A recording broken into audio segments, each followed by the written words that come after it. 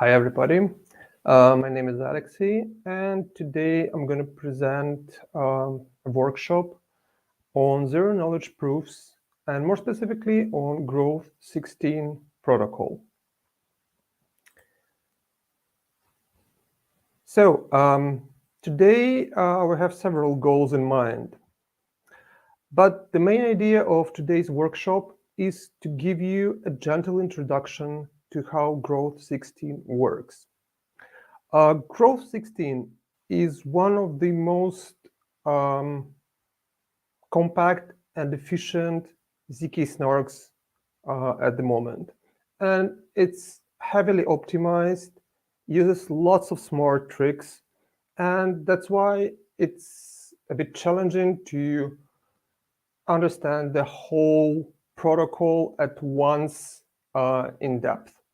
So for today, the goal that we have is to have a good overview and develop intuition for all the parts involved.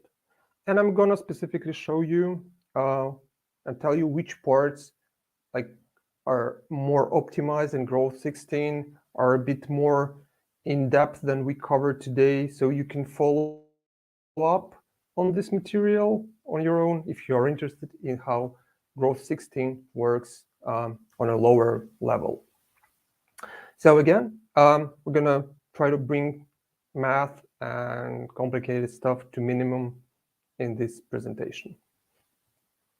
So what we're gonna do today is we're gonna start with a quick recap of zkSNARKs. We're gonna briefly remember what are they, what can they do for us, and what do we expect, what properties do we expect them to have. Then I'm gonna give you, again, a more practical overview of where Groth16 is currently placed in the zoo of different zkSNARKs. So there are many protocols with their advantages and disadvantages, and it's important that you understand which protocols, which tools have the features that you are looking for when you develop your own zk-based, zk-powered application. So we're going to quickly compare where Groth16 in the zk space. Then I'm going to show you the examples of the real-world Groth16 applications, the protocol, the blockchains, the applications that are using Groth16. And finally, we're gonna walk through the protocol on a higher level and look at some toy examples that do not require complicated math to kind of understand the whole idea and the major building blocks behind Groth16. So let's begin with basically recalling what are zkSNARKs. SNARK stands for succinct, non-interactive argument of knowledge. So there are a few words here, but that we're gonna right now walk through. But the main idea is that a SNARK basically is a short and quick to verify proof that a certain statement is true.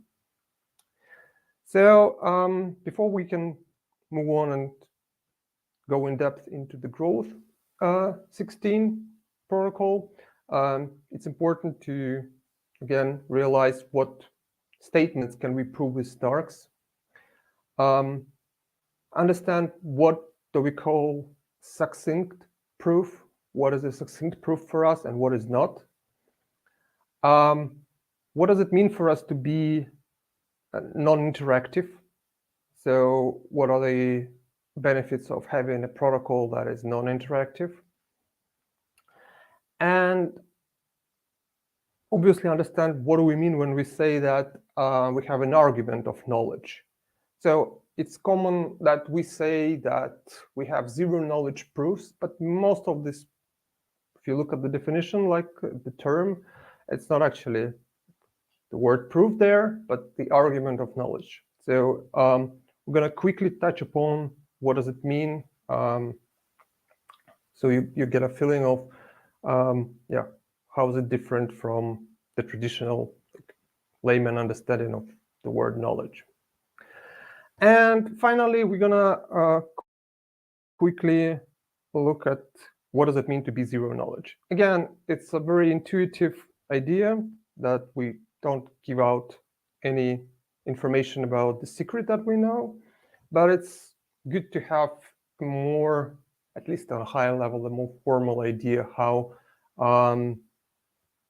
in academia and those engineers who develop these proofs and these protocols, how they think of zero knowledge and what does this property entail. So let's start with a very simple question. Like, if you want to have certain proof for certain statements, it's important to understand what statements can we create snarks for. Formally speaking, we can create snarks for statements in so-called NP languages. Yeah, so let's take a quick look at what does this actually mean.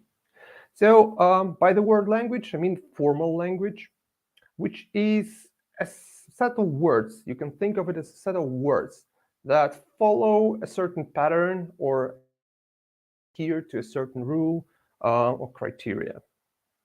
So, for instance, let's take a look at a language, capital L, consisting of all products of exactly 2 prime numbers. So if we're going to take 2 prime numbers and multiply them, we're going to get a word in this language. So again, the criterion here is that all words in language L are numbers that are products of 2 primes. So a statement in this case might look like this. Like 15 is a word in L. And indeed it is, because it's easy to see that 15 is just a product of 5 and 3. So this statement is true. What's so interesting about NP languages for us? If we try to prove that a certain word belongs, is included in the language, proving this is quite slow. So just again, with the same example, prime factorization. So when you try to factorize a large number into their prime multiples, is a computationally hard task. So in case like we have 15, it's very easy, but if we have something like of the order of 2 to the power of 256, it's becoming very, very challenging. So proving is slow, and solving this kind of statements, finding the answers, is tough.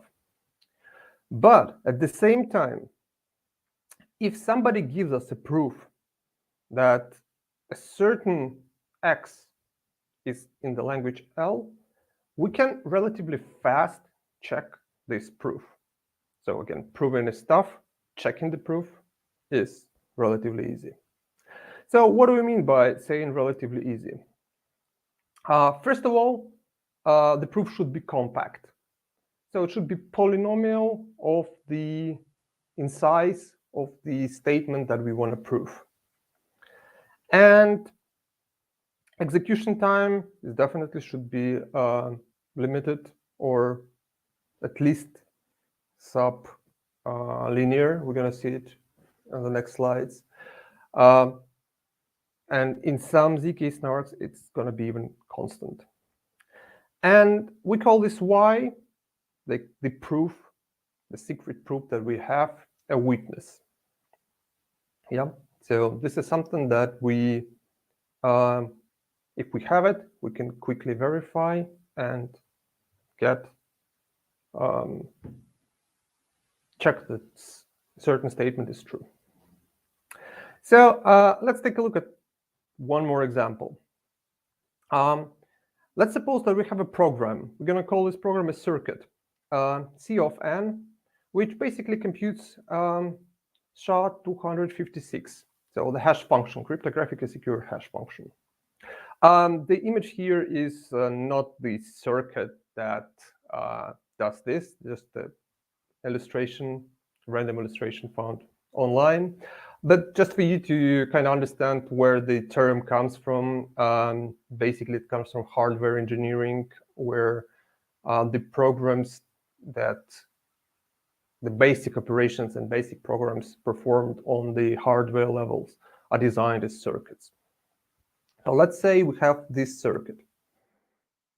And let's say we want to prove a statement X, which would sound like this. There exists a certain M such that, and there's a small typo.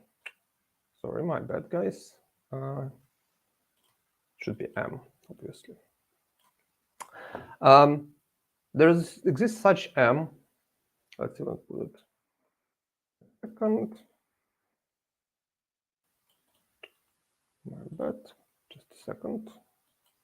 We're going to call it W. There is this W. Why do we want to use the word W? The letter W, basically to denote the weakness, something that we know and we don't want to give out, but we want to prove certain facts about this weakness.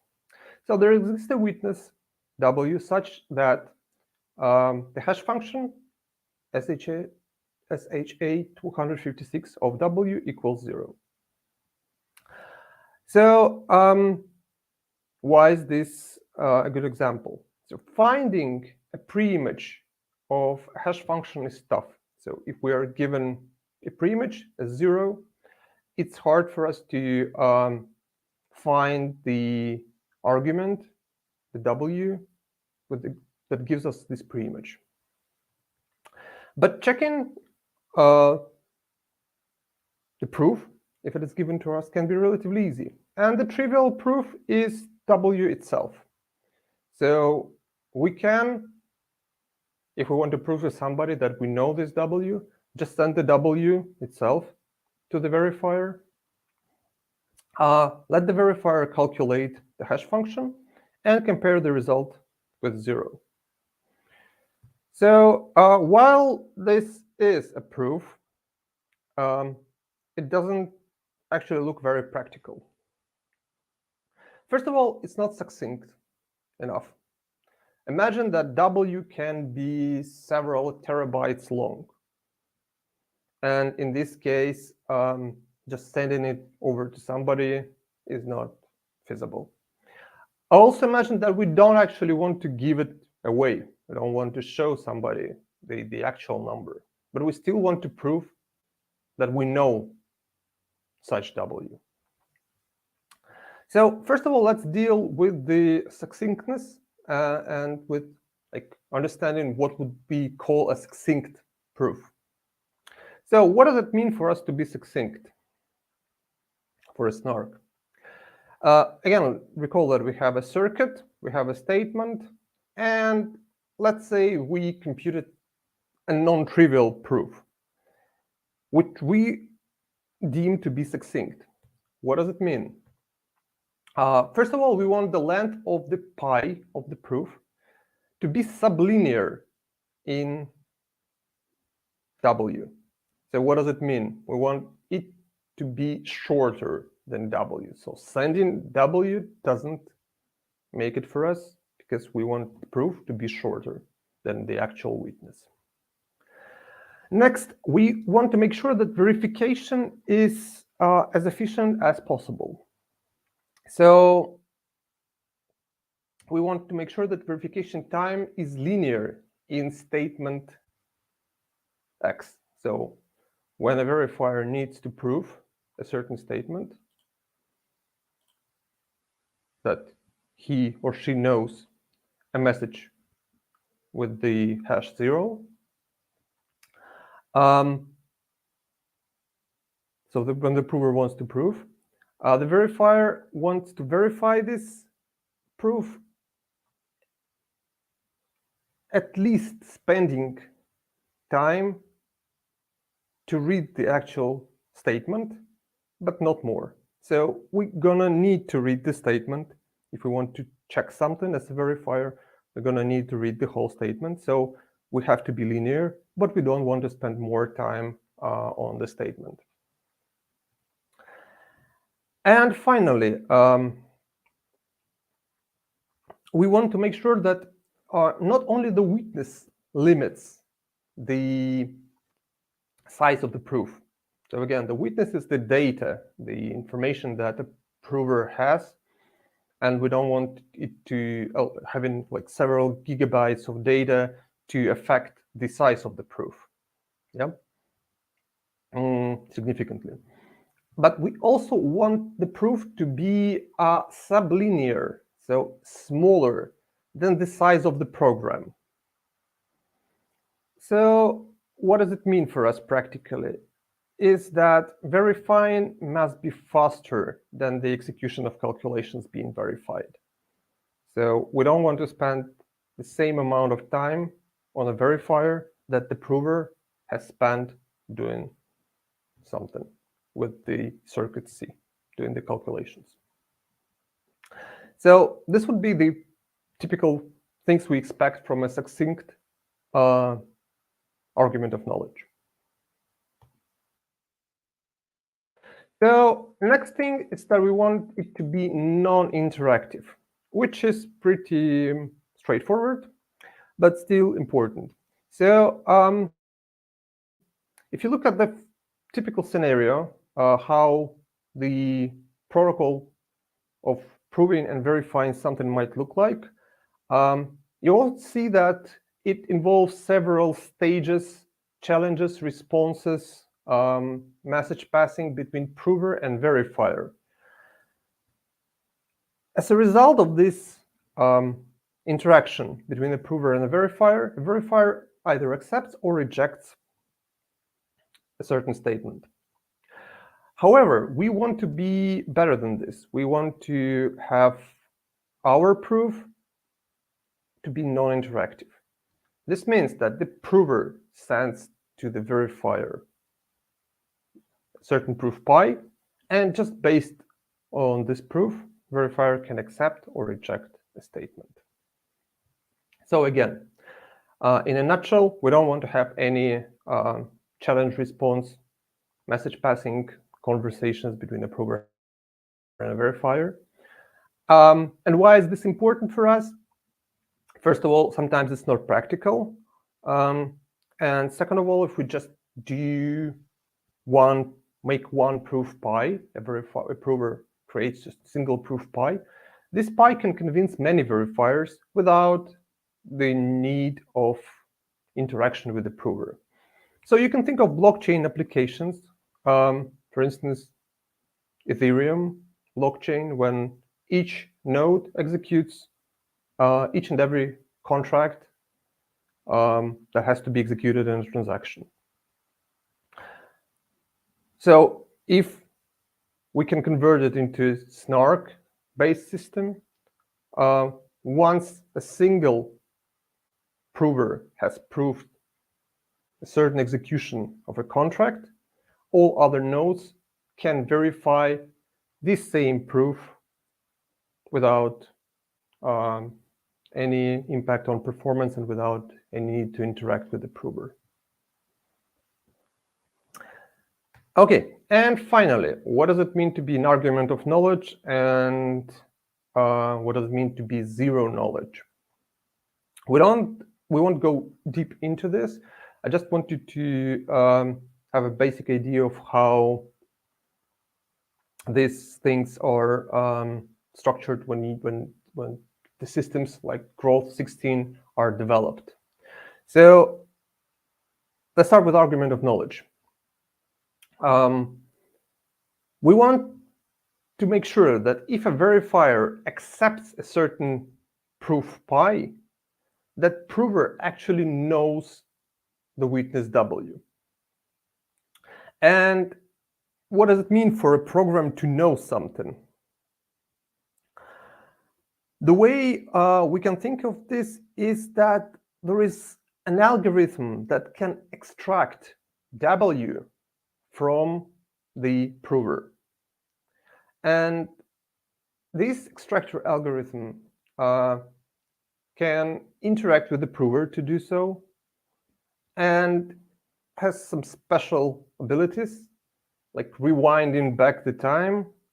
So it can do more than the normal programs can, the normal algorithms can. But this gives him an ability to extract W. So if there is a way to extract W, that's what we say when prover knows the weakness W. So what does it mean then that we have a snark that is a zkSNARK? Again, intuitively, it's very simple. And verifier learns nothing about W from the proof. However, again, the proper formal way of going about like what does it mean to learn nothing is a bit more involved, so we don't go deep into details here as well.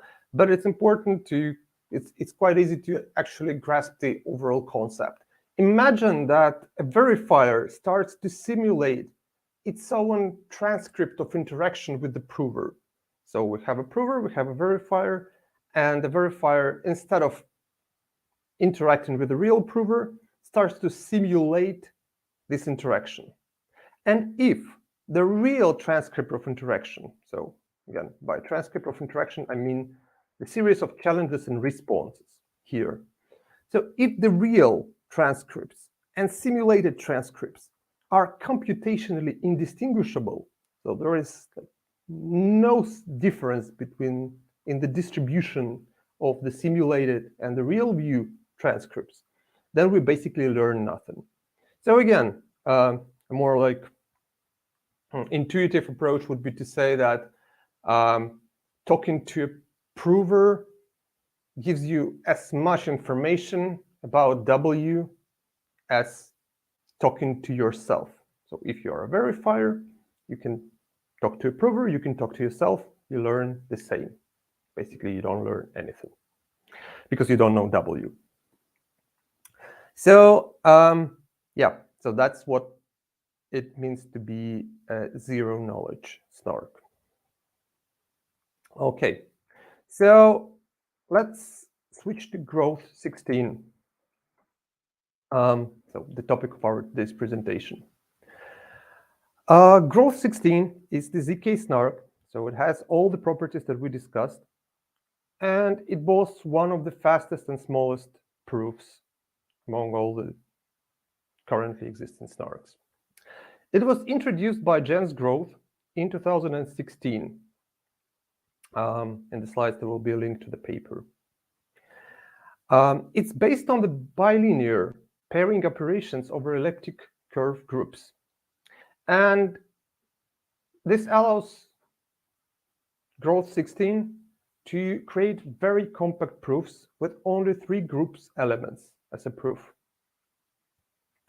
And the verification step consists of just a single pairing product equation with 3 pairings in total. We're going to look at these things in detail in the next slides, but again, the takeaway that you just need to give 3 numbers and check one equation with 3 operations to verify a proof, which is a very succinct way of proving a knowledge of a certain weakness. It's also important to understand how Groth16 is placed with the other protocols. So Groth16 is a refinement, can be seen as a refinement of Pinocchio protocol. And it is basically a heavily optimized version of Pinocchio. So it does certain things in a way that can reduces 8 group elements to just 3 group elements for Groth16. So it's basically it improves the size of the proof more than twice. Okay. So If you compare Groth16 with other SNARKs that are being actively developed today in research today, Groth16 is a bit, let's say, on the sidelines. Yeah. Today, one of the major research topics are different polynomial IOPs and polynomial commitment schemes. So there is a lot of going on there, a lot of different protocols, quite promising ones. So probably you have heard of Planck, and you have heard of like bulletproofs, which are not actually SNARKs, but kind of in the same. It's a polynomial commitment of the SNARKs, not the SNARK itself. And KZG is a very popular polynomial commitment scheme. So this line of research is currently being actively developed. Groth16 is a bit special, yeah. So, but this basically, to some extent, stems from the fact that it's very, very heavily optimized already. So it's again one of the most efficient SNARKs possible. Let's just quickly compare the numbers for the different SNARKs that exist. Again,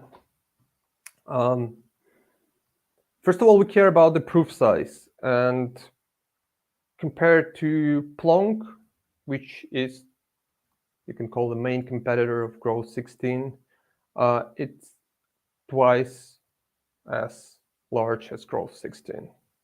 And Groth16 is almost 2 times faster for many applications than Planck. Actually, today there are a lot of variations of Planck that can even beat Groth16 on certain specific circuits, certain specific applications. But generally speaking, Groth16 still remains one of the fastest and definitely one of the smallest SNARKs.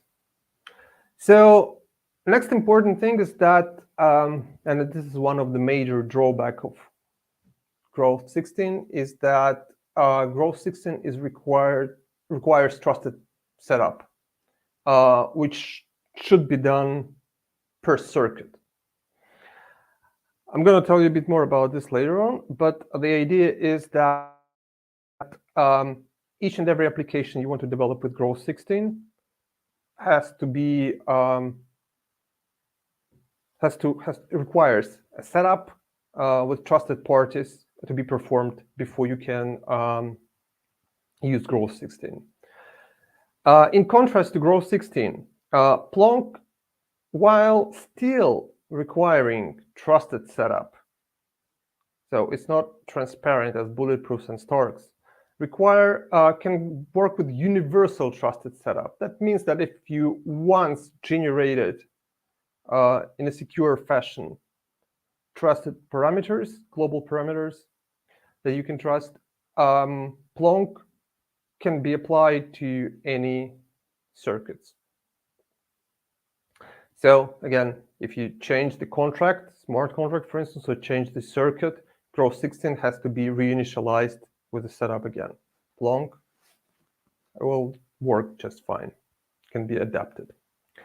There are other SNARKs that are having transparent setup, but they are usually more take more time to run, or their proofs are larger than that of Groth and Planck. And finally, post-quantum, most of the SNARKs currently being used rely on certain assumptions about computational feasibility of certain tasks. So, for instance, Groth16 relies on discrete log and the pairing, bilinear pairing in elliptic groups. These computational primitives are not quantum resistant. So if and when we're going to have industrial quantum computation, these protocols will not be secure. In contrast, SNARKs, which again are not SNARKs, but something slightly different, are quantum resistant. Okay, so let's move ahead with the next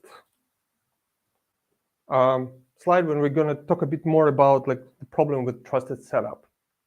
So that's the main issue. When you consider using Groth, the main thing that you should take into account that, yes, it's one of the fastest and most efficient, but it requires trusted setup. So trusted setup, if you want to perform it in a secure way, requires several parties to contribute to a multi-party computational protocol, so-called ceremony.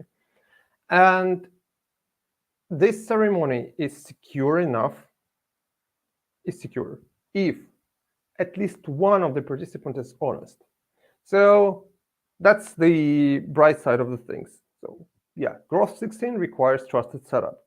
But for instance, if your ceremony involves thousands of people contributing their secrets to the multi-party computational process, to the trusted setup generation procedure, and at least one of them destroys their secret after the generation of the parameters, then your Groth16 is secure.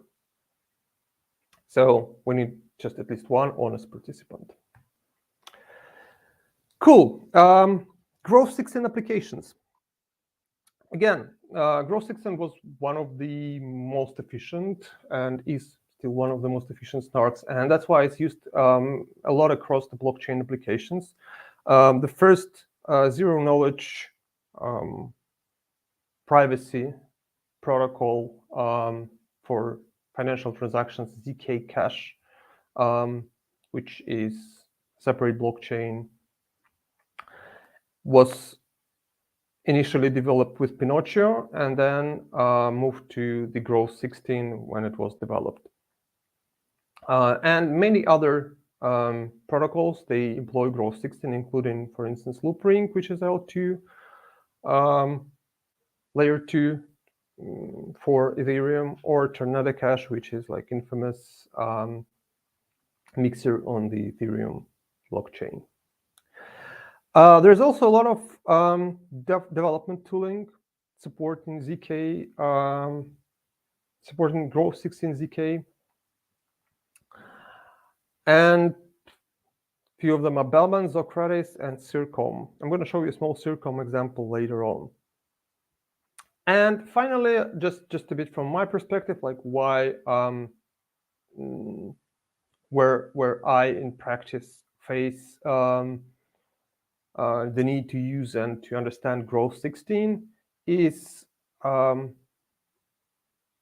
example of the following applications. So Groth16 can be used with other SNARKs as a final step to compress their proofs. So there is a paper, zk Bridges, Trustless Cross-Chain Bridges Made Practical, which basically describes a protocol for trustless cross-chain bridges. And in this protocol, there is a distributed and completely different SNARK called DeVirgo, which is being used together with Groth16. And the task of Groth16 is basically to compress the proof size of the final calculations produced by DeVirgo. So they use DeVirgo because DeVirgo allows you to distribute computations for the proof, so make proving time smaller. And Groth16 decreases the size of the final proof. So again, this shows that the Groth16 is very, very useful in practical applications due to its succinctness properties.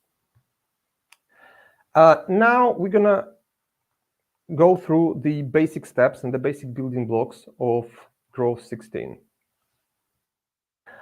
So first of all, we're going to start with the statement. We're going to take a simple example of a statement, and we're going to do some computations and see how it works through the major steps of the protocol. So let's say that our statement is as follows: that we know such x that x to the power of 3 plus 2x plus 7 equals 19. And that's a pretty trivial statement. This x is 2.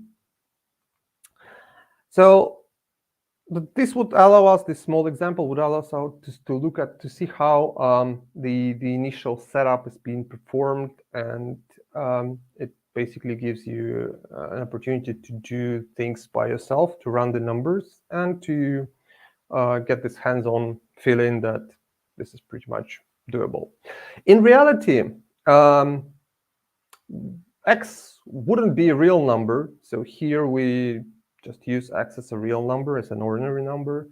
But in the real SNARKs, it will be a finite field element. So we're going to look at what is this later on. But the idea is that, yeah, we can't really use any numbers. We just need a certain finite set of numbers with certain properties. And these numbers would allow us to use this finite field, what allows us to use homomorphic hiding and elliptic curve cryptography in the protocol that we build. So let's say we have this statement, and if we want to prove it, we want to show that we can do the computation with the secret x and get actually 19. So we need to construct a program running this computation. And this program we will call an algebraic circuit, which is basically a sequence of statements. They are often referred to as gates. Of the following form. So we have an output gate x and two inputs with a certain operation, which is like one of the basic arithmetic operations. X and y can be variables, or numbers, or results of the previous statements. So basically, when we take the equation, the polynomial equation that we want to evaluate, we need to flatten it to a circuit. So because of these restrictions, we cannot just use the equation per se. We just flatten it, and it's, again, pretty trivial. We just decompose it into certain steps. And then the first step, we calculate the square of x, then we multiply it by x one more time. Then we calculate the second term, which is 2 by x, 2 multiplied by x. Then we sum the first and the second term, which is t2 and t3, to get the fourth variable. And finally, we have so-called output gate, the result. We take the sum of the first two terms and add 7. That's it. It should be pretty straightforward. And this kind of computations and this kind of flattening, this kind of programming, you frequently have to do if you use something like a hardware definition language. And for zk, there is a very popular framework, platform, and a language called zircom. So here's just an example of the same circuit encoded, programmed in zircom. So it's literally the same. It's very, very readable. We have an input, we do the calculations, and we have an output. So while like algebraic circuit is a good starting point, we need to move ahead and to transform it to a certain intermediate representation, which is called rank 1 constraint system. So how does it basically work? We need to make sure that we can take the correct execution trace and show that if this trace is a correct one, is an indeed correct one, it conforms to certain set of constraints. So how do we create these constraints? First of all, we take one constraint for each logic gate. So we have 1, 2, 3, 4, 5 gates. So we're going to have 5 constraints. So one constraint would consist of 3 vectors. So we'll take a constraint, so this operation, and transform it into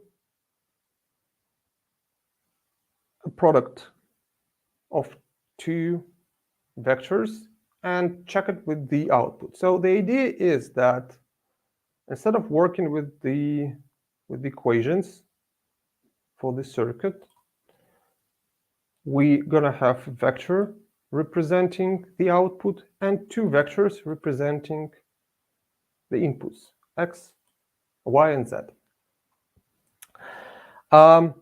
S is something that we add to these vectors by using scalar products, and S basically represents the execution trace. We're going to see quite soon what does it mean, what do we understand by the execution trace. Again, if you just don't recall, the scalar product is basically the zipping of 2 vectors. Like you multiply the corresponding numbers and you add them up. So again, let's take a look at where do we get this statement, the execution trace statement from. So this was our algebraic circuit. And we have a statement that we know such x, that this, basically the execution of this circuit equals 19. What do? We take the witness, the secret that we know, 2, and substitute it into our algebraic circuit, calculating all outputs on the way. So what do we basically have? We have 4, 2 by 2, 8, 4, 12, 19. And this would be exactly the execution trace that we are looking for, the correct one. If I change something, if I skip a certain step or make a mistake, the execution trace will not lead to the correct result. So basically, again, we take all circuit variables, we add a dummy constant, and then we write this down as a vector, fixing positions for each of the variables. With one small trick, we put a dummy constant 1 on the first position. So again, this would mean that our execution trace would look like this, and the values of the corresponding variables will take the place for the correct execution. Okay, so now, since we have the execution trace, we can find the vectors that correspond to each constraint. So let's take a look, for example, at the first step of the execution, where we multiply x by x. Yeah, so what do we see is that we use the variable, the x variable, so it's on the second position, and that's why the vector a, which corresponds to the first input, to the left-hand side input, has 1 on the second position to basically mask enable x. B is literally the same because we need the second input to be just the variable x. And the output is T1, which is the third element in the trace, execution trace vector. So we basically do the same for all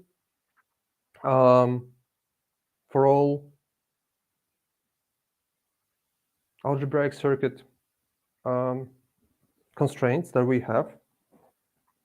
Probably the only one that is a bit interesting is how we do addition. So because we generally have multiplication here, Yes, so we multiply two numbers. To account for addition, we take the left-hand side vector A with two ones on the positions of T2 and T3. So we basically enable them. And we take a dummy B vector with just one on the first position, corresponding to the dummy variable. And as a result, we get T4, which is the second to last element in our execution trace. So after we convert each constraint into three vectors, we can just compose these vectors into three matrices. Basically, the matrix that corresponds to the left-hand side inputs, A, B to the right-hand side inputs, and C to the outputs. Okay, so again, why do we need to do this? If we have a correct execution trace, and let's recall the correct one was this one, 1, 2, 4, 8, 4, 12, 9, 19. We can substitute it into any constraint. So let's say the constraint that we just discussed with an addition. Run the scalar product for vectors, multiply the results of the scalar product. So scalar products, they give us scalars, just the numbers, and give the correct output for this part of the circuit. So we see that execution trace satisfies the constraint. If we have something that will not be in line with the actual execution, one of the constraints will be violated, and we'll immediately see that doesn't really work. Okay, cool. Let's move ahead. So the next thing we're going to do is to convert R1CS, this rank 1 constraints, to so-called quadratic arithmetic programs. And at this point, it's important to understand why do we do this. So rank 1 constraints, they serve just as an intermediate representation. We don't actually need them. What we do need is polynomial representation of our execution. And why do we need polynomials to do this? Because we can easily check all the constraints simultaneously by just evaluating a single polynomial. And second of all, we're going to talk about this lemma later on. There is a very efficient way to check that two polynomials are equal if they have certain limit on their degree. We just need to check one point, and just one, to make sure that two polynomials are the same, or another way we can check that the polynomial is 0. Again, this is something that is crucial for us because this will give us the succinctness property for our SNARKs at the end of the day. So we're going to turn 5 vectors of length 7, A, B, C, these groups. Each group contains 5 vectors of length 7 to 7 polynomials of degree 5. So what does it mean? We're going to take and look at the columns of each of these matrices, and we're going to convert it into a polynomial. So how would it work?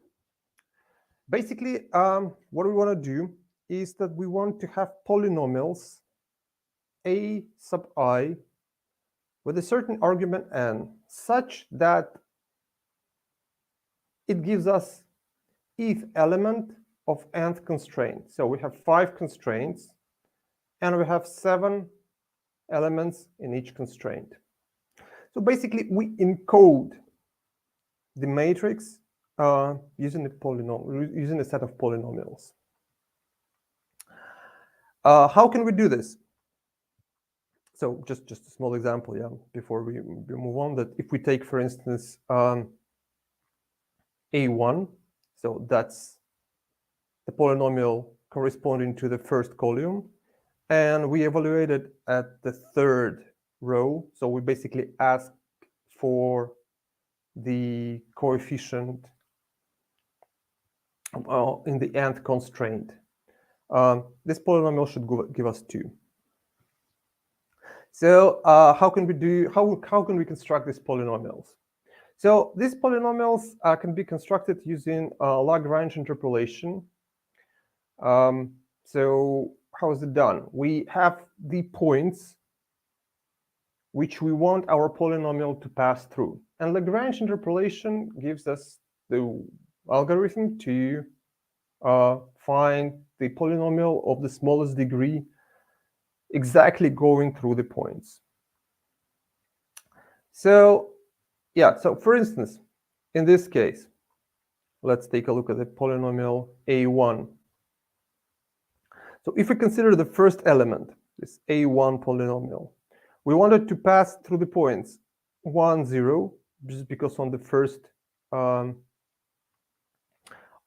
constraint we have 0 here, 2, 0. On the second constraint, the first element is 0, 3, 2. That's the element that we have seen already.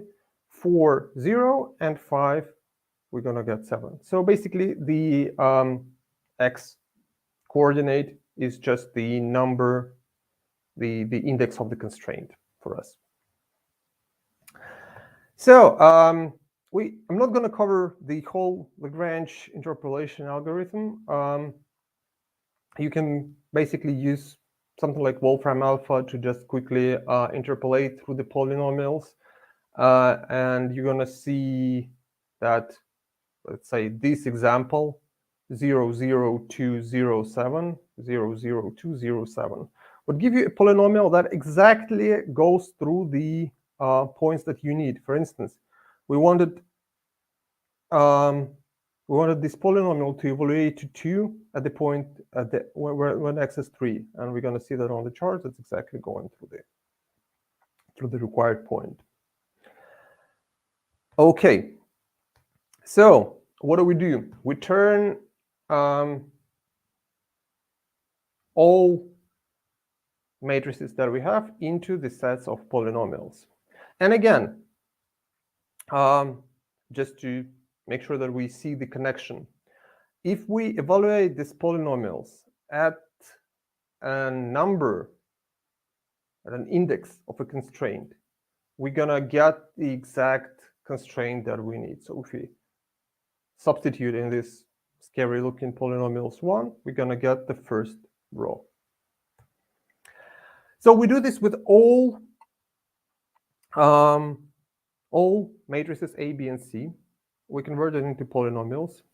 And basically, again, what we achieved is that we went through rank 1 constraints to constraints based on polynomials. So before, for our execution to be a valid one, we had to find the cross product of the trace with C, with outputs, of the trace and the left inputs, and of the trace and the right input. So basically, we need to check that this one is 0. Yeah, this difference is 0.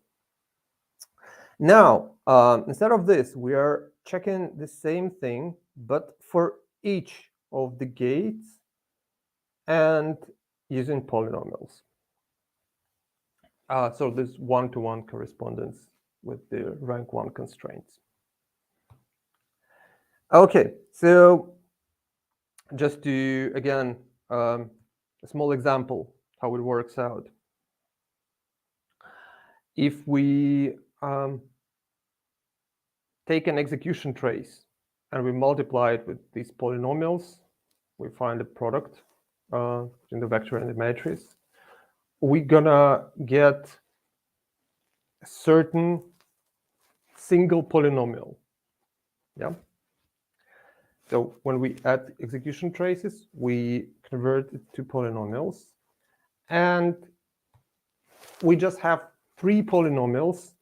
These are their coefficients. So just to make sure it's clear. I mean, here I stopped writing the full polynomials, and instead we just put the coefficients starting with the free one and up to the degree of 4. So basically, this three multiplications give us 3 polynomials. So this is the polynomial that we started calculating on the last slide. So start with minus 51. We just once again do this one, yeah. And this is the way how this polynomial looks like. But again, we just write it as a set of as a vector of coefficients rather than a polynomial. And when we finally combine everything together, we just get a single polynomial, and all we need is to check that this polynomial is 0 at every gate. So this is something that we can do, or we can do even better.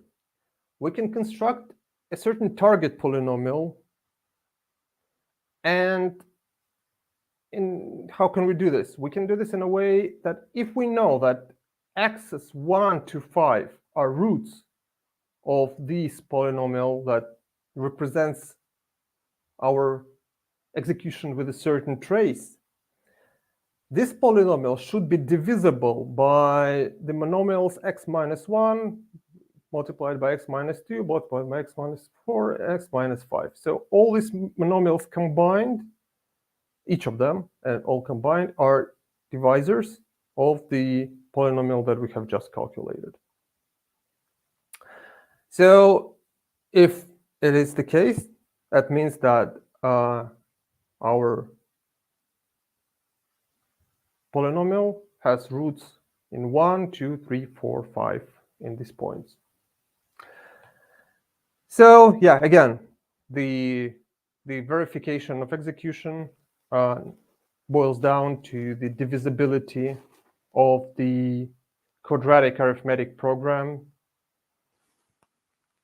namely this polynomial, by the target polynomial. So, and what does it mean to be divisible? It means that there is a certain h, also a polynomial, that when multiplied by t would give us the initial polynomial p. Okay, cool. So let's move ahead with the protocol itself. So these steps were just the preparation for the actual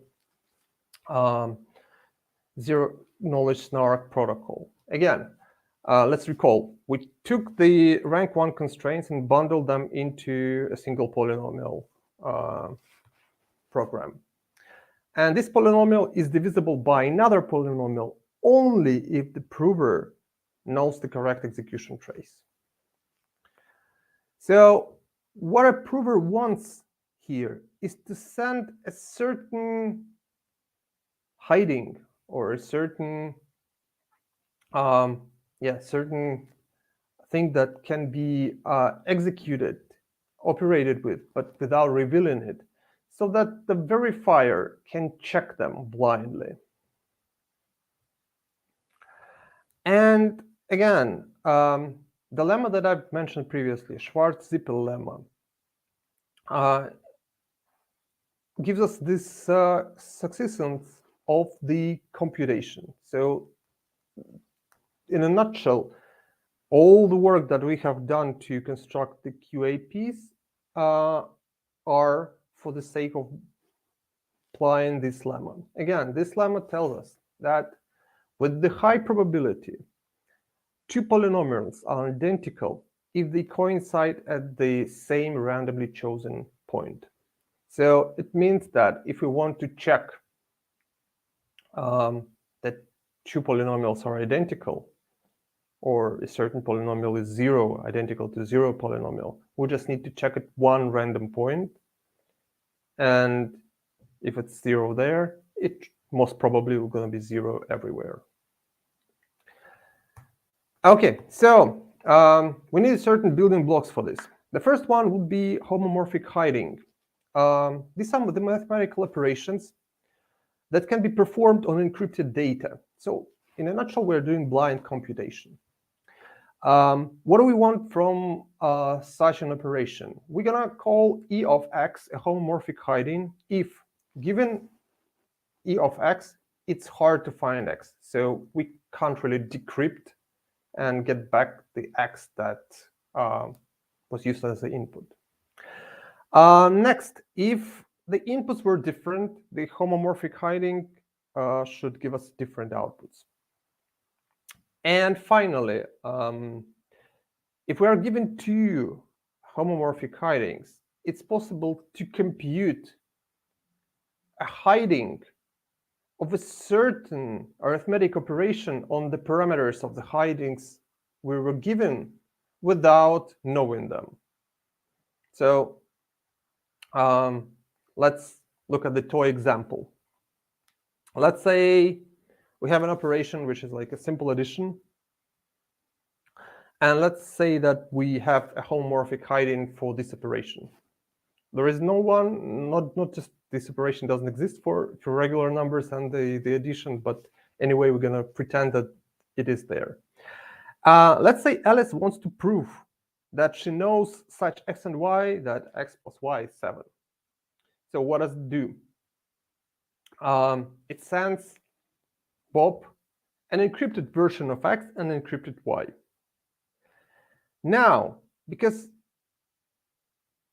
E of x is a homomorphic hiding for addition, Bob can compute E of x plus y using just E of x and E of y. Again, without knowing the x and y themselves. Obviously, Bob can compute E of 7 and compare both. And if they coincide, it can deduce that these numbers are, if they are different, then Bob understands that the x plus y, and Alice doesn't know what x plus y is 7, such x plus y. This is a different numbers. So it's important to understand that this is not a zk protocol by itself, because having this homomorphic hiding, encrypted x and encrypted y, Bob can continuously test it against different numbers. So compare it with E of z, for instance. And if they are the same, basically, then deduce that x equals z. Yeah, so it leaks search information to the verifier. So let's look at the realistic example of a homomorphic hiding that is frequently used. And for this thing, we need to have finite groups. Again, how the finite groups are working. We need to somehow constrain the group and to make it finite. Like the numbers are not infinite anymore. So we take integers and we take a reminder of an integer dividing by a certain number n. So that's a very simple operation. And we can define in such a finite group addition, which would be a regular addition with the remainder, with the module operation applied to its result. For a prime p, if we pick not just any number n, but the prime number p, we can define a multiplication group in the same way. So let's take a look. Why does this help us to create a homomorphic hiding? And the key idea is that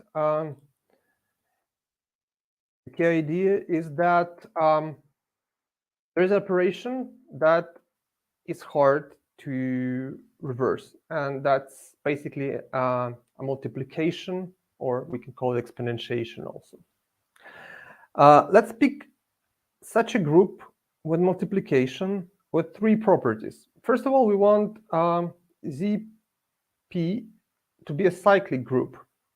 So what does it mean? There will exist an element called generator that all elements in ZP can be written as the powers of this generator. So basically, you can think of it as a 1. If you add up 1 to itself, the required amount of times, the required number of times, you're going to get any number. Cool. So that's the first thing. Next, we need the property that discrete log problem is hard in this group. So why, or what does it mean? If we are given a certain h, it's hard to find such exponent a that g to the power of a equals h modulo p.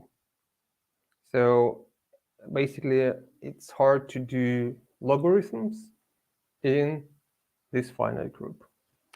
And finally, we want a group where exponents add up, which is like which corresponds to the things that you usually see in like regular integers and regular numbers. So these properties will make exponentiation a homomorphic hiding for the ZP. So again, why does it work like this? So we had, let me remind you, we had certain requirements before, like 3 requirements for the homomorphic hiding. Let's see whether they work out. So because G is a generator, for different axes, E of x would be different.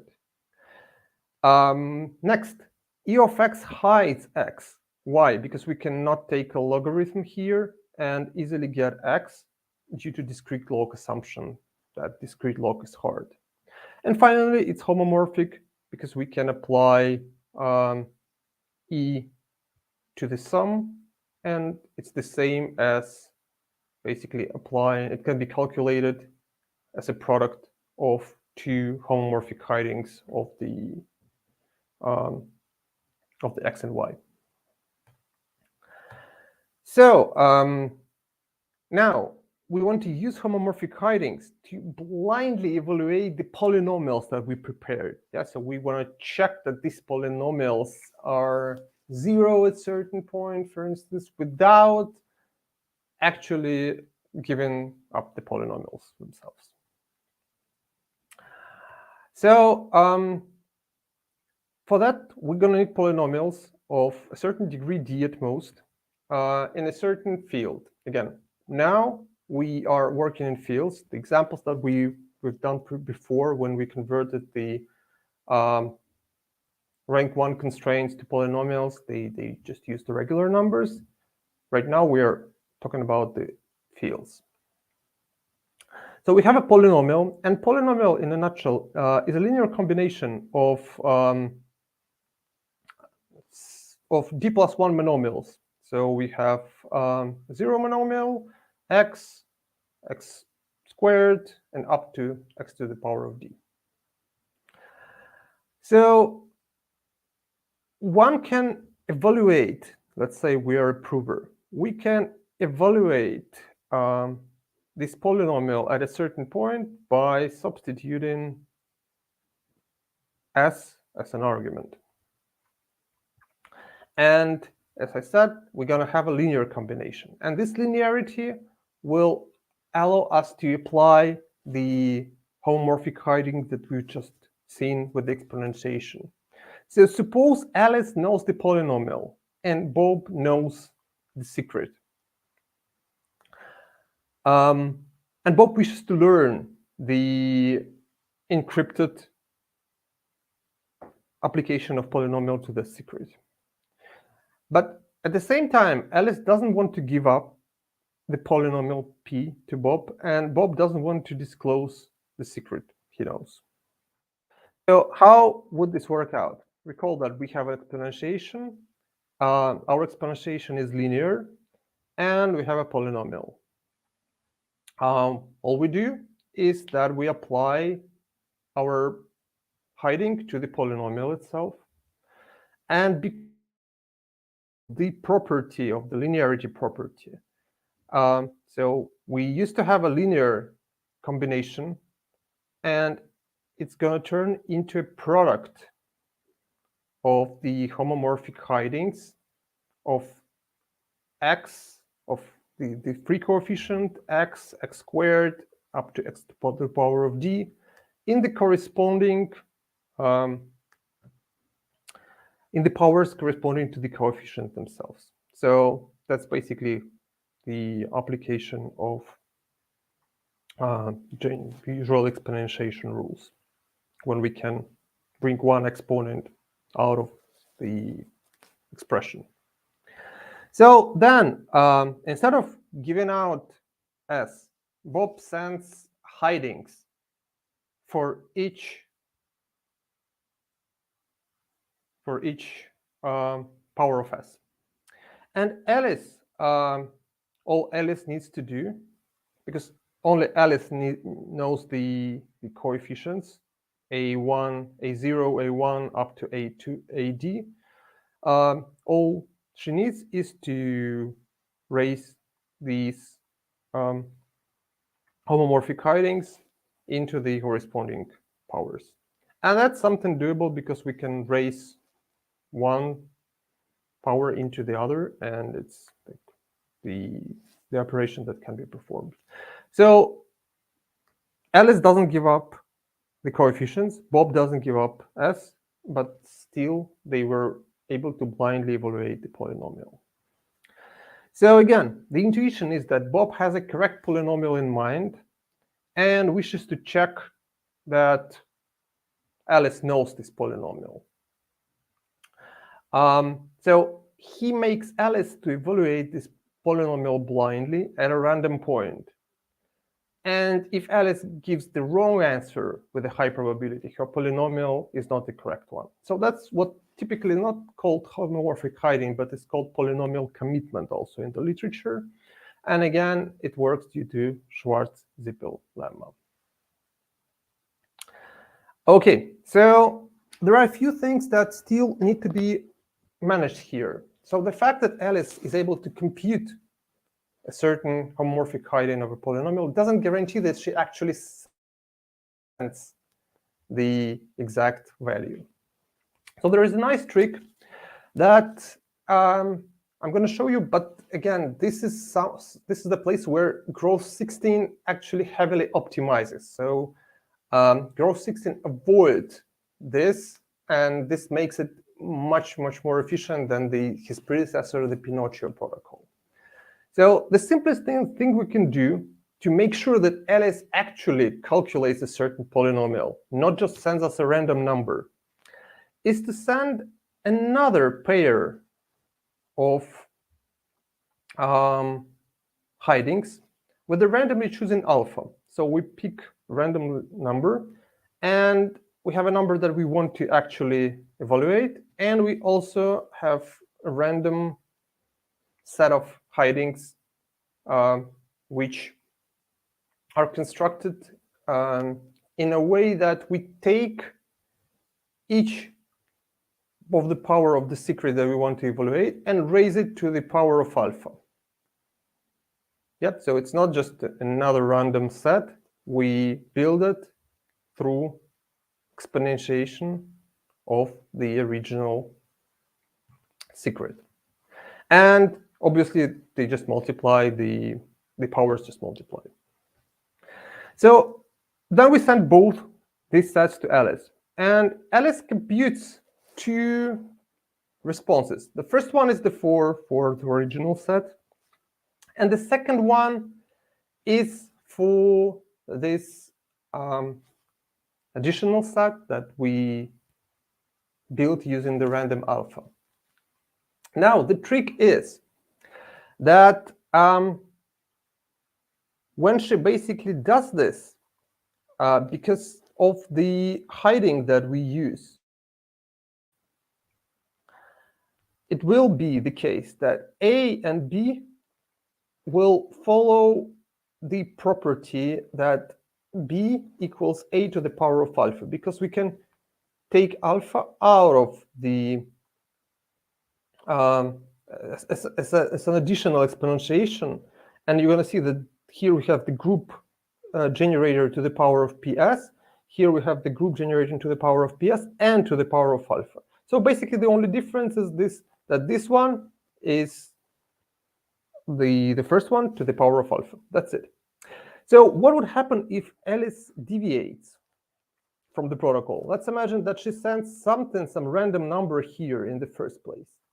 Then she basically cannot find proper second number, because it will require her to break the assumptions that we had before in the homomorphic hiding to make sure that this holds. B equals A to the power of alpha. So again, if Alice deviates and sends something totally unrelated, she will not be able to construct such B. Okay, this ensures that we are not being sent something completely random, and something that we receive is the result of the actual calculations. Okay, so let's probably speed up here a bit, so because we are a bit running out of time. Again, let's sketch the protocol. Now we have almost all the tools. So what do? Let's recall that we have this quadratic arithmetic program, and if we execute it properly and we have the correct execution trace, the outcome, the result, the trace S multiplied by left constraints polynomials with the dot product multiplied by dot product of the trace with right constraints minus the dot product of the constraints, the output constraints, and the execution trace. We're going to quickly rename it for the simplicity with L, R, and O. So left, right hand side, and the output. We just want to make sure that they are divisible by T, where T is a target polynomial, T stands for target. Yeah. So basically, we want to show that there exists H such as P equals H multiplied by T. So how do we do this? How can we sketch such a protocol? So a prover does the computation, knows L, R, O, H. Bob randomly chooses a point and computes this challenge, this target polynomial. Homomorphic hiding of this computation is sent to Alice. Now, Alice replies with homomorphic hidings of the polynomials that she knows, and Bob checks the actual computation. So again, H, E of H, T, E of T, and here we have the homomorphic hiding of the actual L product R minus O, like the constraints with the execution trace. So again, where do we use the ability of homomorphic hidings to blindly perform computations? Because here we have like the difference and the product of polynomials, but we know just the hidings of the separate polynomials, but we still can compute this. So that's the rough sketch, and there are a lot of things that we don't really like here. So first of all, it's still interactive. Yeah, we choose a random point, we send a random point, we do some computations. And yeah, that's probably the first thing that we want to look at. Then again, it's not clear if Alice has sent us the actual computations, but not just some numbers that make sense but do not represent the computation. So we need to add a bit of additional steps there. First of all, the knowledge coefficient assumption. It's similar to what we have already discussed with this linearity when we were able to blindly evaluate polynomials. But again, this is something that I want to stress. the full-blown Groth16 optimizes this part. It actually can do without this knowledge of coefficient assumptions due to this use of elliptic curve pairings in a smarter way. So I'm still gonna talk a bit about this because this is something that's really easy to understand and gives you the idea of why is it important. But again, you need to take into account that this is a very rough sketch, and the actual Groth16 is a bit more involved. Okay, so similar to the way we developed the protocol for verifiable computation, we're going to build a linear combination, but this time it's a bit more involved. We will construct polynomials. So imagine that then there we had some random alpha, and here we, instead of random alpha, we just first of all add a bit of structure, and then we're going to send an additional challenge that's going to force Alice to follow the protocol. So the way we construct it is that we take left, right, and output polynomials and make sure that they don't mix.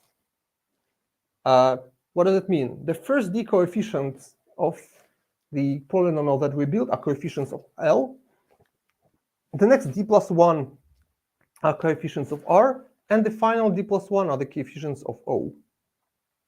And again, these don't mix. If we imagine that we're summing up two polynomials of such a form, such a shape, we're going to see that the coefficients of two L polynomials will sum up.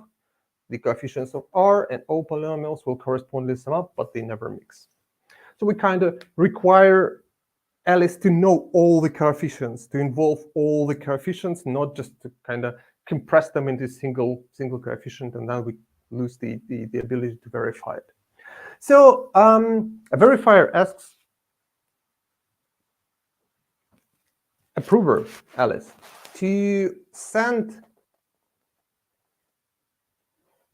homomorphic hidings for a certain random point. And again, as in the example that we just seen, we just exponentiate the secret that we have.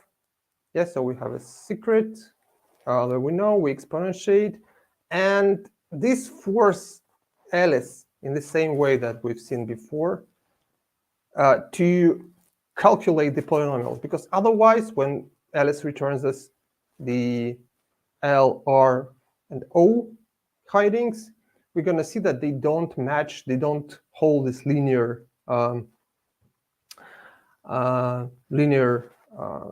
combination property against the polynomials F. So this is frequently called d-power knowledge of coefficient assumption. And this is something that Groth16 managed to avoid, because this is one more round. This is something that we have to send, something that we have to compute, and this is optimized in Groth16. So what about zero knowledge? We have already mentioned that hidings themselves do not actually provide zero knowledge properties. So they provide some information. Imagine that verifier starts to computing their own LROH and finding the hidings and comparing with the hidings that they receive. So they can start deducing whether the traces that they have are equal or not to the traces, to the witness, to the trace that only the prover knows. So how do we solve this? It's generally in zkSNARKS is solved by adding random shifts. So the prover adds some random shifts. We call them t shifts because we use the same t polynomial. Let's recall t is the polynomial, which is like a product of monomials x minus 1, x minus 2, up to x minus, in our example, x minus 5.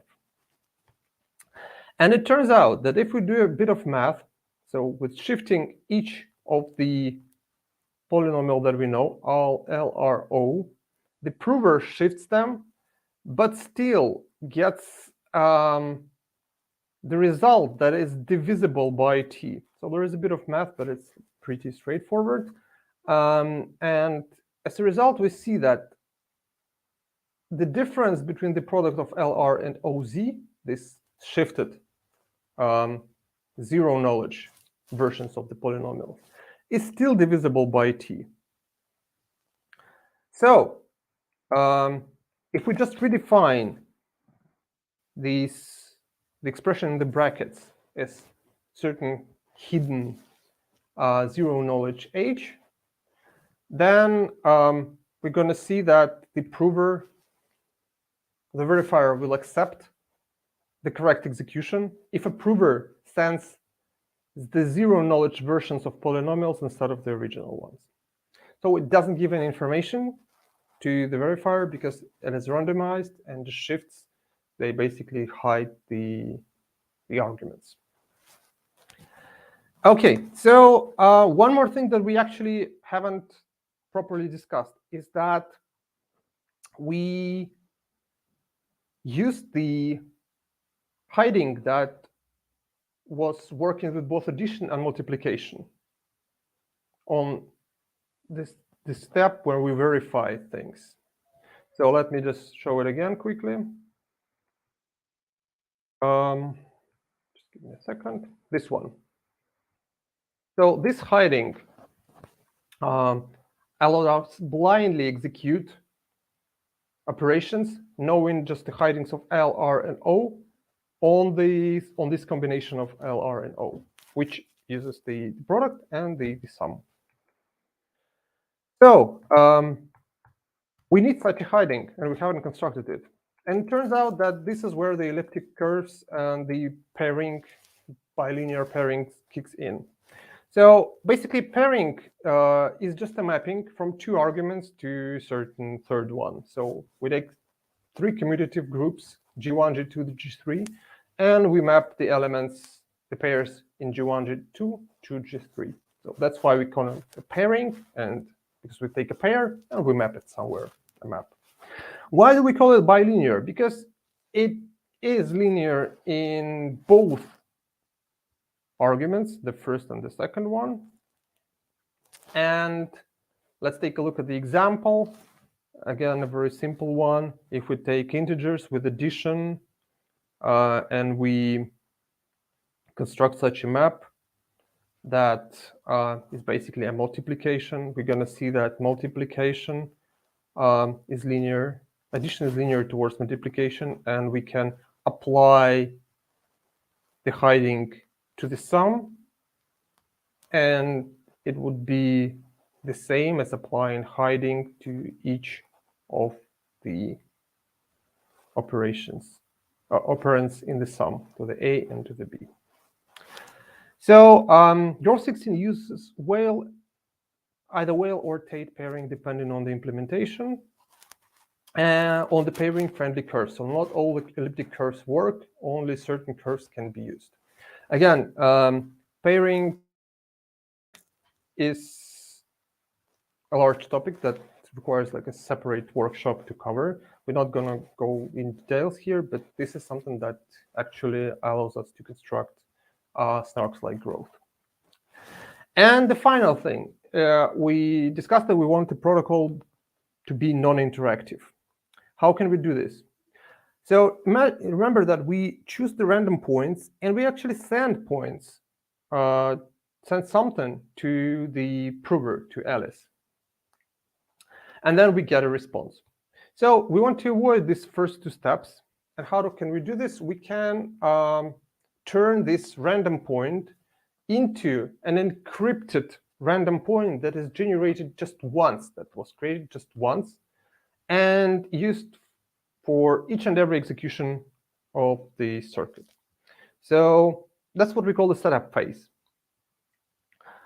Again, for Groth16, setup phase is done per circuit.